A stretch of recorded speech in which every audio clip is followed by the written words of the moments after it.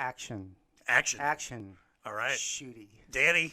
Welcome. Welcome, episode 9 of Sent to the Office, otherwise known as Adventures of Tremendous Fat Ass. Yeah. Yep. And we're here ready to rock and roll. And hopefully we're back on track, back on schedule to do a weekly podcast because we do have dedicated listeners who they pretty much plan their week around our podcast, Dan. And if we don't get it out there in a timely manner. I had death threats. Oh, man. Yeah. You want to talk about those a little bit? No. But trying to put it behind you. We have some really dedicated fans. I actually had some people send some suggestions about thread topics or, topics to talk about. And so, we might get to those today, but if not, we'll definitely get to them the next time. But, you know how long it takes us to plan these things. So if I don't get the suggestion within... Joe, we don't plan them. What do you... Dan. Oh, yeah. It takes us... We start planning immediately after Hey, we ask stop me how recording. my day was. Dan, how was your day? It sucked. What sucked about I it, buddy? can't even talk about it. I'm Why, not because allowed to. Because of FERPA? Whatever. Do you know what FERPA is, Dan? I know it means I'm not supposed to talk about work. That's right. FERPA, which is, the Federal Educational Right to Privacy Act, which dictates that you cannot talk about student issues, particular student issues. You can't, violate their privacy. And then if it deals with a staff member, that's not FERPA. That's just save your ass and don't get fired. Hey, is that all schools or just public ones? Like, if I had my own school, could I? You Well, actually, that's fine. You can do whatever. If you had a private school, you could have them sign a waiver. And Okay, FERPA, now, I do have an idea. Okay.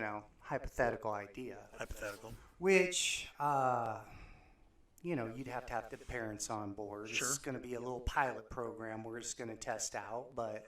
We're going to teach them how to fly a plane, Can right? we start with this? Would you agree with me that the average 16, 17, 18-year-old is at least as smart as your average house dog?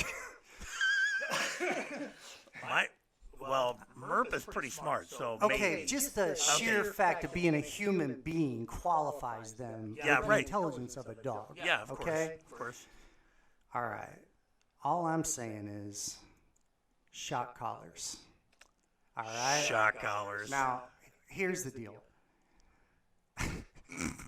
My dogs are pretty well trained, right? Yes. Now, if I had the amount of time I have with these students with the use of these shock collars, which would be used responsibly. Right. Very responsibly. A low voltage. But if I had the dog as much as I'm with these kids, Yeah. Paco would be cooking you dinner up there. Yeah, he'd be typing Shakespeare. What being do you want? It'd all be Mexican fare, but hey, I like Mexican. That's fine. But, you'd have to have, like you said, a waiver, of course. Sure, right. Probably a non-disclosure would be best. Right. I can tell you, based on 20-some years working with alternative school students and parents, if you show results, if the kids are going to school and they're passing their classes, you can get a parent to sign anything. That's what I'm talking about. Yes. You have a meeting, okay? Yes. Desperate times, Joel. Yeah. Desperate times. Now, here's how it would work. And of course, as you say, the parents, I think they'd be on board. They would be. I know we have parents that listen to this, former Harbor parents, who would say, you can beat my child every day as long as they're going to school and they're passing. Okay, but we're not promoting that. We're not. No, this is we would never do hypothetical. Jeez, don't make it weird. Okay, so right. the seats would have numbers. And the number would, of course, be associated with the shot collar. I've got, the master up here, And probably to keep it simple, seat 1, that kid would be 1, Okay. Hey, sit down, 7, Oh, we're just going to go numbers now. No, I'm just kidding about that. But, Okay. you want to check your phone right now while I'm talking? Okay. And, the dog shot collars, they have different levels. Sure, right. So start them off at... Yeah, it depends. We're going to differentiate, how many times, but, we... Oh, okay. Yeah, I'll put that phone away. Yeah, Right. Hey, I would have that thing. Now you'd have all the remote controls lined up. All the power, yes. No. It would be one master board. Yeah, I was going to say, you could probably have Cade who works for the technology department at Southeast Polk. Yep. I bet he could wire it so all of them are to a motherboard of some sort. I'm talking out of my ass, and you could just go. I think we can all agree that we want Junior here to graduate in the fastest amount of time possible. I don't see any reason that he needs to fail classes that he doesn't need to fail. That's right. I think we could get him whipped into shape real quick. Parent-teacher conferences would be a lot quicker, too. Let's see, the past 9-week quarter, I had to zap you 13 times, whereas the quarter before, it was 25 times, so you're doing much better. Yeah, man, I don't think those numbers are off. Oh, Okay? I've taken number, 8 right. to put you on a knee, bro. Dan, I got to tell you, that reminds me of one of the funniest things you've ever told me. The shock collar with your dog. Oh, whoa. Okay, we'll wait on that one. Well, not everybody thinks that's funny, Joel. I laugh because I get nervous and uncomfortable. I laughed because it was hysterical, man. Well, the thing is, though, with the, my hypothetical situation, you got to have the good that goes with it, too. And this part I have experimented with. Okay. Because one day, I get bored. Yeah. I had, my deer jerky. They love it. It's like crack cocaine. You're cooking it in your room. You're dry. Yeah, but this day I hadn't been cooking. I just brought in a bag that when it was frozen, I busted it up into a bunch of little pieces. Okay. And the girls that I had been volunteering at the ARL had one of those clickers. Just to mess with them for a while. A clicker that you use to train a dog. Yes, and I will tell you the positive side of this plan works because by the end of class, they're looking for some ready. jerky. Click, click. Are you shucking them a Oh, little? we had paper towels out. Gonna keep Okay. it clean. Yeah, right. All right. Well, you alluded to the. I did. You have to tell it because it is one of the best. Well, I'm not proud of this story. I mean, Nor should you be. I but think it the happened. reason it's funny is I would never do this on purpose, but I had 2 dogs in Texas. Okay. A golden retriever named Sadie. She woke up every morning wondering what she could do that day to please Dan. Okay. Help Dan, who she loved. Just And I had a Great and dog. that was Sarah's dog. okay. And then I had a cocker spaniel who pretty much woke up every day. What can I chew up, dig up, F up of Dan's, Right. So for Christmas one year, I got him a shock collar. Oh, that was nice. The golden retriever was still puppy enough. I got one that would kind of had different settings, Sure, right. Kept it on the cocker spaniel. I'd keep it on 3, Right. But I knew And it goes up to execution. it goes to 8.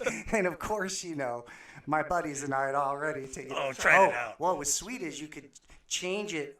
There was a dial. Yeah. And I had a friend who will remain nameless. He wouldn't let me shock him. I'm like, dude, it's 1. Shock me. Yeah, come on. And he's like, presses it, and I go, it's barely anything. And I'd already practiced, so I could turn the dial without taking my eye contact. Right. Anyway. Because you have to try it out. Yeah. It's humane. It's That's not, what police do. Right, They they do. tase each other. They take- yep. I would do that in this program. Every teacher that uses it, I think I'd be the only one. That reminds me a little aside, and I can say her name because I know she would be okay with it. Ashley Waddell is a former student who we had years and years ago, and I think it was Officer Handy came in to do a talk, and he started talking about tasing, and earlier Ashley had mentioned that she was trying to find a job because she needed money for prom or something, and she was just really desperate, and so just to be funny, I said, Ashley, how much would it cost? I'd pay. Would you do it for $5? Would you let Handy tase you? And she's, how long would I be down for? She was totally serious, and it was one of the funniest things ever. So I hope she's listening because awesome. that was 27 years ago. I'll never forget it. But anyway, so Okay, so now that I think about it, this dog story kind of doesn't help me on my case with my pilot program because you were young. You were. anyway, I had new sod out there in the backyard. I got home. I was working for Dell. Did I ever tell you I worked at Dell? Dell, the computer he company. Said he's going to say it anyway. So Okay. In Texas. yeah. Okay. So I get home from work. I'm looking out the kitchen window and I see the cocker spaniel. smelling around, and I'm like, locked and loaded. Go ahead, just Start digging. just look like you want to dig, right? And sure enough, starts pawing, and I'm like, okay, pow. And he's like, just keeps on going. And I'm like, there's a little light that comes on. I'm like, he's going to town. I'm like, I'm hitting the button. I'm like, okay. It's just, I don't even dialed it up. I'm like a crazy, get some. So I had forgotten. I look over, and the golden retriever is just jumping around like, and Pissing on herself. No, I don't think that happened. See, this is the part. I did laugh because at that time, It was an Sarah accident. doesn't even watch these. Sarah comes up, she's like, what's so funny? And I'm like, nothing.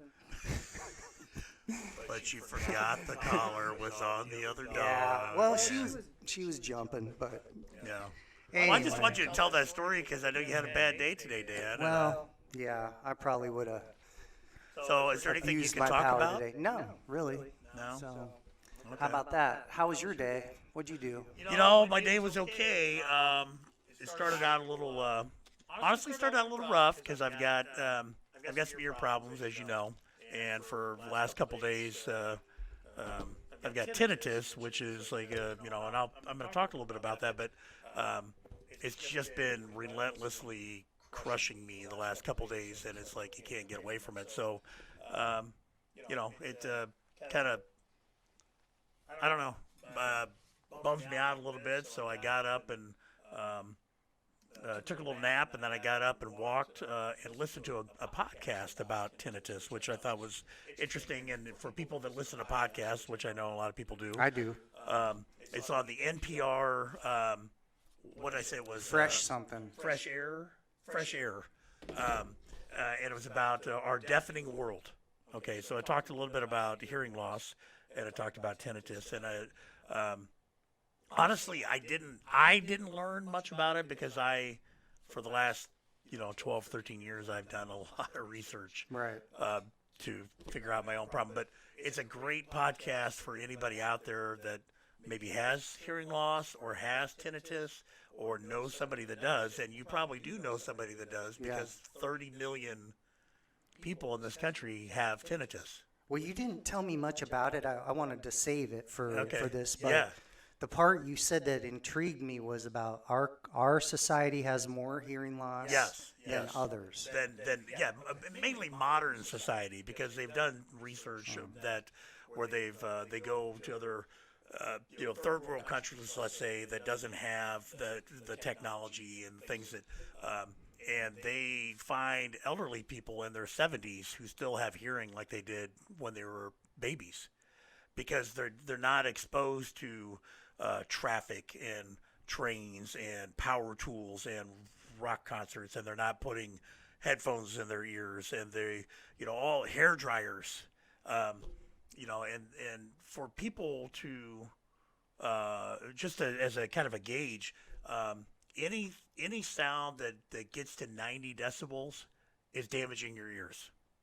Like, what's a ballpark for what's that feel like? 90 decibels is like what is your voice at to me is right a now? blender. Oh, Is any pretty much any power your power saw, I'm circular screwed. saw. I'm That's so 90. screwed. Yep. A hair dryer can be, depending on what kind of hair dryer. So there's all of these things, and of course, you work in a school, and so when you walk through the halls, you see kids constantly, with their earbuds in, and hopefully they're not listening at a high level. But I just thought that was interesting that our culture is kind of lending itself to hearing loss. And you talk to any ENT or any expert, and they would tell you that you need to have ear protection all the time, because you don't know when you could be in school and in your classroom after school, and the maintenance people could be working out in the hallway, and you might need ear protection. Wow. But they tell you that. So yeah, you might be screwed. I know you've already lost some hearing. Yeah. Shooting, that's a big one. They talked about hunting because they talked about soldiers and they talked about hunters being very hesitant to use hearing protection.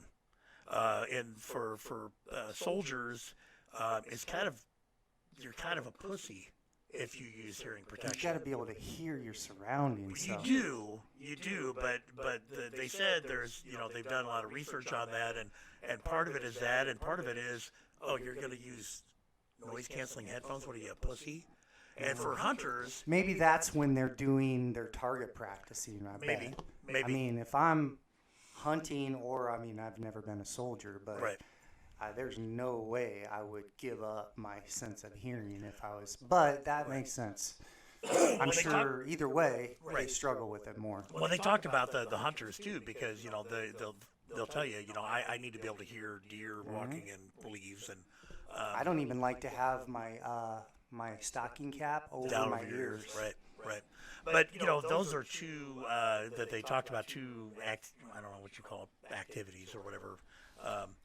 That lend themselves to hearing loss more than any other, and and then of course hearing loss leads to tinnitus. Yeah, explain Not for what everybody. tinnitus is.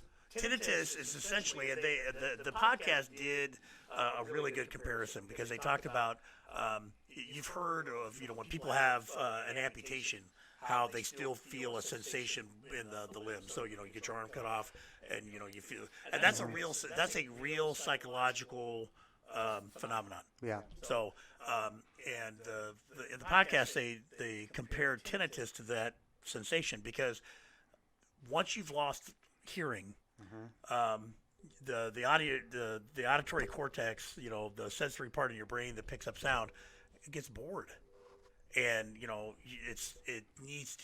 it starts to self-stimulate, and so it's making up all this crazy noise that isn't there. So tinnitus is the sensation of noise or sound that isn't really there.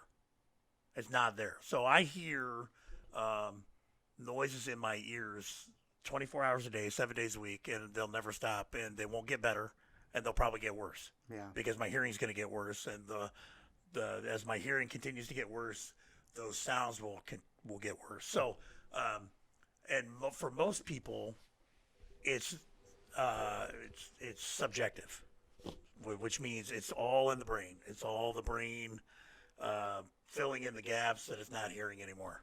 So, for soldiers, it's the number one reason for disability. And I'm sure, PTSD and... I wonder, though, I think they're connected. They have to be, What's connected? The tinnitus with some level of PTSD or anxiety, panic attacks. Right. That road's going to get there. Right. Because of an effect of it, I would think. It does, and they talked about that. When I think I don't know if I mentioned on the podcast, but I was born with a hearing problem, but I didn't know it. Okay, so it's called otosclerosis, where the bones of the middle ear are becoming not able to conduct sound. So when the sound comes into your middle ear, all these little bones start to vibrate, and mine don't do that. And over the years, I damaged my eardrums doing all the stuff that we talked about before, listening to loud music, because I couldn't hear, so, when I'd get in my car, and, a normal person would turn it to 3 and they could hear it fine, I'd turn it to 7 because I couldn't hear fine. All that was damaging my ears. So, I've told the story before, and I know you know the story, but, September of 2006, I became a principal. And I think I did tell that one, and the first week I became a principal at the Harbor in Altoona, I had a principal's meeting, and we're sitting in the district office room where they do all the school board meetings. And you've been in that room. It is a giant cavernous room with a ceiling that equals up to infinity. Okay. Yeah. And I just remember I'm sitting around this rectangular table configuration, and people across the room are talking, and I can't hear a goddamn thing they're saying. Okay, and so that's when I went home 13 years ago and told Marta, there's something wrong with my hearing. I can't hear. But all this time, I've been able to hide it because I'd been a guidance counselor prior to that. Yeah. And what does a guidance counselor do? You sit in an office, usually with one other person, a kid. You talk to them, and they're right there, and you close the door, and there's no outside noises distracting you, and Yeah. So I was kind of faking it, but I couldn't fake it anymore. Yeah. So Well, you were probably not realizing how much you were starting to read lips too. right, which I'm really good at. Now I want to clarify. It's not like the Seinfeld episode. I don't know if you know the Seinfeld I episode do. where George wants the lady to go to the party to figure out. There are some people that can read lips without sound, but I gotta have a little sound so I can kind of do a math. It's like a math equation. Some of them you can, like. Oh well, thank you. I said. Yeah, what'd you say there? Yeah, all right. But so I got hearing aids then, and I had at that time I had a mild to moderate hearing loss, and now I have a severe to profound hearing loss, and still got the hearing aids, and actually had a really nice set of hearing aids that cost over $5,000. It got stolen out of my car by a punk who got in my car and stole my wallet and my hearing aids. Why would he want hearing aids, Dan? He didn't even know what they were, probably. Just grabbed everything, and then I'd didn't like to even. run into him. But anyway. So It's like in Pulp Fiction when he's like, someone scratched my car. It'd be worth it. catching them, seeing them do Just it. so I could. So anyway, so that's the background on that, and so now, if you haven't had a hearing test, an audiogram, have you? I did. Oh boy, we had someone telling us we could talk about marriage. One thing I would recommend. This is what I did. This is terrible, but I kind of played it up. Like if I could hear it, but I could tell it was low, I and then when I could barely during the hear it, test, I just not raise my hand. You get a sheet of paper that says, may have trouble having conversations in the car or between rooms. She doesn't watch. Oh. All right, snitches get stitches, people. Yeah, that's right. But no, that was a long time ago. Yeah. Well, I most people probably need to. most people have not had an audiogram, and the podcast talked about that. How when you can't see, you go get glasses, man. Yeah. You might start out with Walgreens readers, and then you just go get glasses. But for some reason, there's a stigma attached to not being able to hear. Well, maybe it's because they cost $5,000. People don't want to. That too, They and want you to know know what? you don't know. Medical insurance does not cover hearing aids. That's some bullshit. But thankfully, for veterans, most veterans can get hearing aids from the Veterans Administration, unless our current administration is dicking that all up for them. But anyway, I don't want to sidetracked on political shit. But so anyway, most people have not had an audiogram. People that need it have not. But I get them twice a year, and every year or every time I get one, it goes down just a little bit. And when it doesn't go down, it's like a big victory. And but they usually test you on 8 different pitches, and right now I'm pretty much deaf in 3. Okay, and so the baseline is 20 decibels, so that's normal hearing. So it takes something has to be 20 decibels for a normal person to hear it. And my best in my left ear is 65, and then it's all the way up to 100. And just you could go up and up, and I can't hear certain things. Now my right ear, I had a procedure that helped, stapedectomy, where they went in and they put in a prosthetic stape bone. Oh Jesus! Sorry. Did you break it? No, I didn't break it. Okay, good. And when I went in, I asked them if I wanted the bone, because I was going to encase it and wear it around my neck. Yeah. And they wouldn't give it to me. That's some bullshit. They said, right it is there. some bullshit. I said, that's mine. Yeah. That belongs to me. I want to know, and not only that, but I want to know that I'm getting what I paid for. Let me see the bone. That's right. At least let me see it. What? So that procedure helped the hearing in this ear. Bumped it up about 15 decibels, which is good. But it was crazy because my tinnitus got worse after that. It was already pretty bad. I've noticed my tinnitus for probably 6, 7 years. Noticed it means. I remember being a kid. You ever lay down, like, you lay down and you hear your heartbeat in your ears or whatever. And that's kind of a form of tinnitus. I remember being a kid and kind of hearing these things, but it wasn't until like 6 or 7 years ago did the sounds that in my head start to affect me during the day. And it's like what you talked about before. The ways it affects you is you can't escape it. You can never get away from it. And you start to go crazy. You start to go crazy. You get anxiety goes up, depression goes up. And it's unpredictable. Like, to me, what really was hard, what I saw with you, was the unpredictability of it. Like, Right. it wasn't. It's always there, but you were always waiting. And when you're in a situation like being, where somewhere where you need to be on point, then you start focusing on it, and who knows what that does? Maybe it induces it. Right. Well, they've done a lot of research on it, and stress, makes your tinnitus symptoms worse. Fatigue makes it worse. Well, that's all I felt prior to leaving the job, because I wasn't sleeping at night. Being in that loud school environment, being around loud noises all the time makes the tinnitus worse. I don't know if you know this, but being an administrator is stressful sometimes. Being a teacher is stressful sometimes. So I was having 1 to 2 panic attacks a week the last year I was working. And it was all because I could never escape the crazy. It's insane what I hear in my ears sometimes. It's just insane. It's bananas. I can't even describe. And sometimes you can't. Most of the time you can't predict it. But there are things that I can do to reduce, like keep my stress level down, try to get enough rest, stay out of noisy environments, that kind of thing. But there are a lot of people out there that have tinnitus, and they go on about their day. Mainly, they might hear it only at night when it's quiet and they're trying to sleep.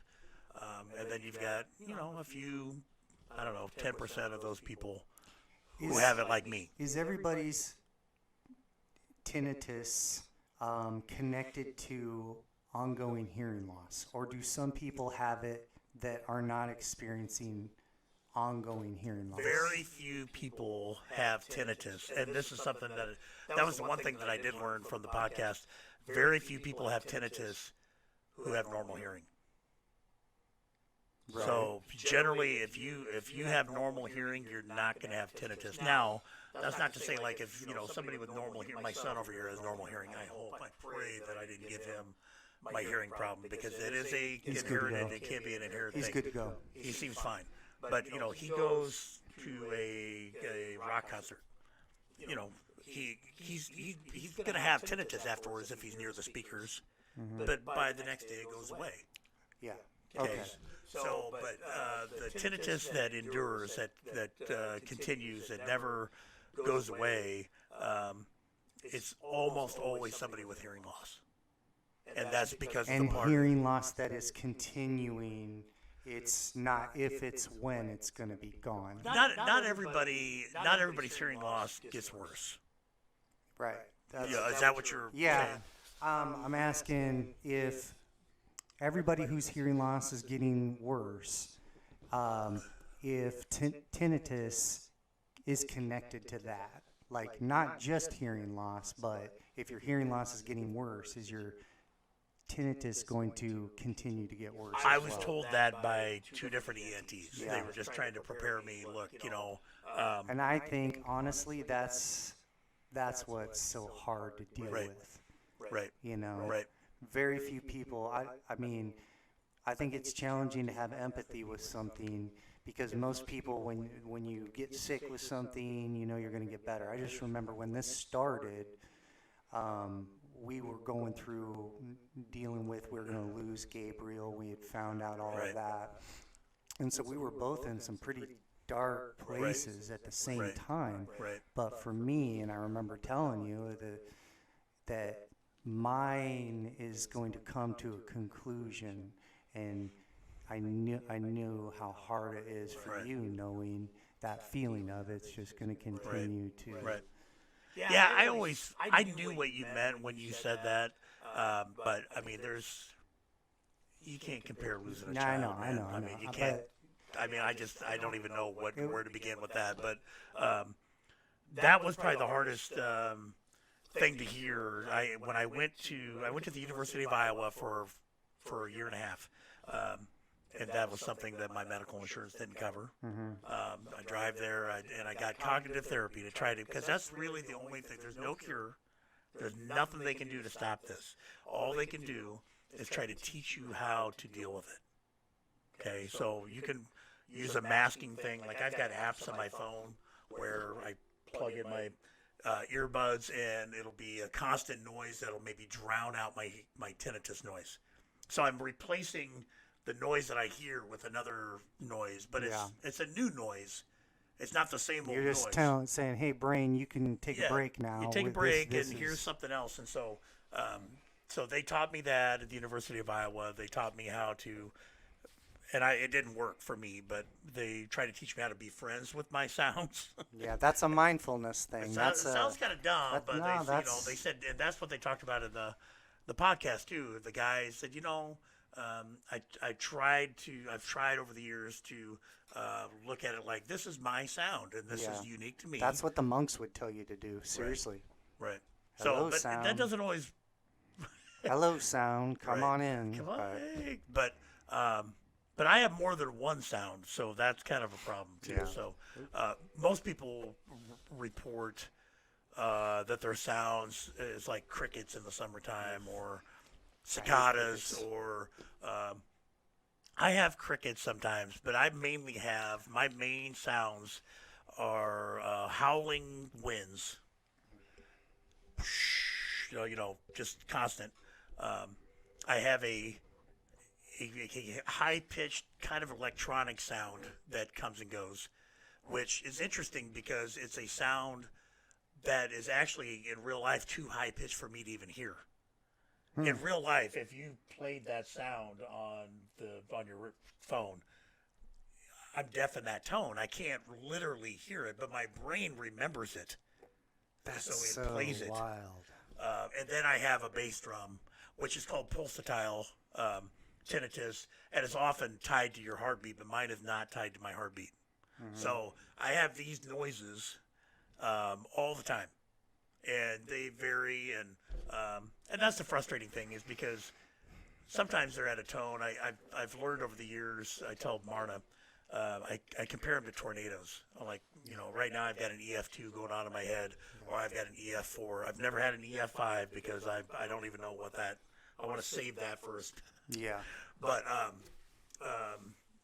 was going somewhere with that. But anyway, so you just can't. Sometimes 2-3 days in a row I'll have it, and then for some reason it'll just kind of calm down, and and then I feel like my normal self. But when I'm in the middle of a 2 or 3 day bender, it's depressing. Yeah. It's depressing. It's hard, and that's why I had to get out of not working with kids anymore. And those were hard decisions, man. Yeah. So, but the podcast was interesting, and I just really feel like it's not a very well understood condition, even with people that have it. And I don't know if I told you this, and I'm not going to name any names, but a while back I had somebody talk to me, and I think he thought he was giving me a pep talk. And, he just said, well, I've got this too, and you just have to, pull yourself up by your bootstraps and, deal with it. And I didn't. If I would have been there, I would have looked over at him and said, does Joel Schutte look like a bitch? Answer the question. I feel like a bitch sometimes, but, no, but the problem was that's a stupid thing to say. That person he knows what his sounds Right, sound like, right. but he doesn't know what mine sounds, and I don't know what. Well, I don't and know what I wonder too. You know, these days, people, a lot of people, go, I'm so ADHD or I'm so OCD. You know, that's kind of I don't know how I feel about that. You People know what kind I of mean? throw those terms out there. I've seen what that really is. Right. You know, but I guess there are different degrees of everything. Right, It's there are. just anyway. No, I know exactly what you mean. We kind of throw those terms out, and we make them cheap. Yeah. And for the people that really have, and we know people that have OCD. Real deal. You know, I'm really schizo right now. Well, we've known some kids Yeah. that have schizophrenia. You know, those are all serious things. But yeah, you know, and It just doesn't help you. it doesn't. It doesn't. So it makes people. Neither do the death jokes. The deaf joke. I don't know. I just sometimes don't the death jokes get a little old. Sometimes, I honestly. I mean, I honestly if don't have anybody's a problem. word out, it's me. I don't have a problem with deaf jokes. I mean, I'm not deaf yet, okay, and I might be down the road, but There's so many things to make fun of, though. I know you can make And so, but you know, the deaf thing. I've said this before, but if I could go completely deaf right now and not ever hear again, but it would also mean I'd never have tinnitus again, I would take it right now. Yeah. And but That as should put as it I in say that, you know perspective. how much I love music, man, and that would be really You'd hard. still have it. If you can't hear, You just got done saying how your brain remembers sounds. yeah, I listen to music every day. There it is. But can you see? Beethoven. You know what? That's true. That is one of the more frustrating Song things about about my that. hearing loss is that music sounds different to me now. Yeah. You know, I mean, I had a situation a couple months ago where I heard a song that I hadn't heard in like 15 years, and I'm like, this doesn't even sound like the song anymore. Some of the tones that are there, I can't really hear them, and I don't want this to be a. I just think it's valuable because there are people out there that are listening to this that have hearing loss, have tinnitus, or they know somebody who does. Yeah. And it's not always easy for people to talk about. I don't know what it is. It's a shame thing to talk about their hearing. It's like they're ashamed, you know, they're ashamed to wear hearing aids. And I don't personally understand that. I never felt shame about it. I was glad to get the help, but some people do. And if having information helps you help someone else, and that's Yeah. good. So There's been times, honestly, where I've kind of envied not being able to have the ability when it's getting a little crazy, you know, 3 daughters, and just to Yeah. be able to go, pew, just take them. and all you see is, You see the anguish, but you can't. Yeah, I'm not gonna lie. I mean, there. It's I have just those the moments. I have those tinnitus moments where sucks. it's just, you know, peaceful. yeah. You know, but it's also. I think I'm a different person now because I'm. Social anxiety is an issue for me now. Yeah. Where I've always been kind of shy and I've always had some anxiety growing up, and unfortunately, I think I passed that on to a few of my children. But it's a manageable thing, and yeah, and you know you learn to deal with it. But over the years, you know, as my hearing loss has gotten worse, when I get into a group of people, I don't know what's being said. I don't know what's going on. I can't keep track of conversation, and I just feel more and more isolated. So it's just easier not to do it. Yeah. You know what I mean? It's easier not to. And people listening who have social anxiety know what that feeling is like when today's Wednesday and you make a plan for Friday, and then Friday rolls around and it's 2 hours before the thing is supposed to start, and you're thinking of ways you can cancel. Yeah. You know, Yeah. what can I say right now that would be acceptable? You don't And do that's- that to me, though, do you? No, yeah, sometimes. But you know, but then there are the people that have that issue.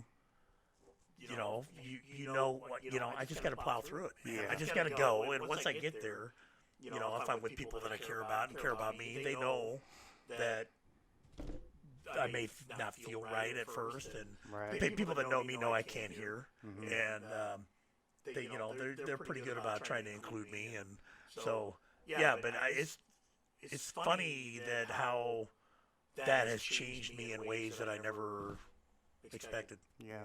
So the anxiety and the, you know, the depression stuff that you can manage, so yeah, I have a you know, my perspective is a little bit different, but now I can kind of, you know, I know people have worse hearing than me, and you know, it's hard to measure tinnitus. You can measure hearing loss, you can't measure tinnitus. So Yeah, exactly. but yeah. Anyway, so I just thought that was an interesting podcast. There's NPR, which they do some good stuff, and we didn't really get to it, but I watched a TED Talk today about tinnitus. It was a little sciencey, but it was pretty good. And but you know, the guy that was doing it, his hair was pretty distracting. I don't know if you saw part of the video. Play it. Yeah, go ahead and play a little bit of the video, Beck.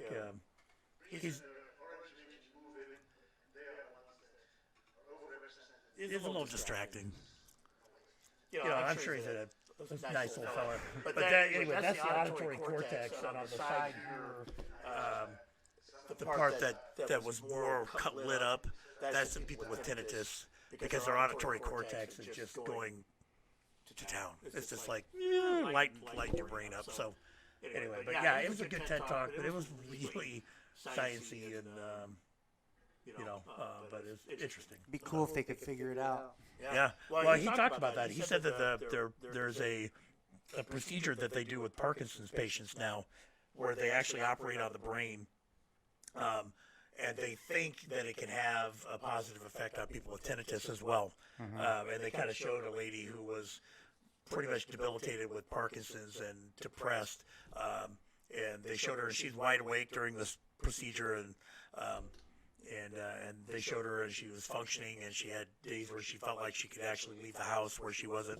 So he seemed encouraged, and you know, I'm only 50, so maybe in a few years it'll be. Oh yeah. I'll be on a table and they'll be poking around in my You'll be brain. like, God, take it back! Yeah.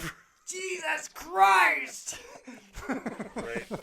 But anyway, so I just thought it was you know, cool stuff, and but not everybody thinks it's probably cool, but.